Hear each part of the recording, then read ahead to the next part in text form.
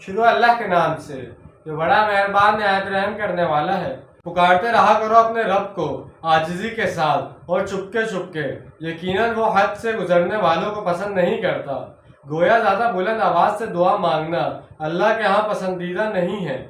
وَلَا تُفْسِدُوا فِي الْأَرْضِ بَعْدَ إِصْلَاحِهَا وَادْعُوهُ خوفا وطمعا ان رحمت اللہ قریب من المحسنین۔ اور زمین میں اس کی اصلاح کے بعد فساد مت مچاؤ اور اللہ کو پکارا کرو خوف اور امید کے ساتھ، یقینا اللہ کی رحمت اہل احسان بندوں کے بہت ہی قریب ہے۔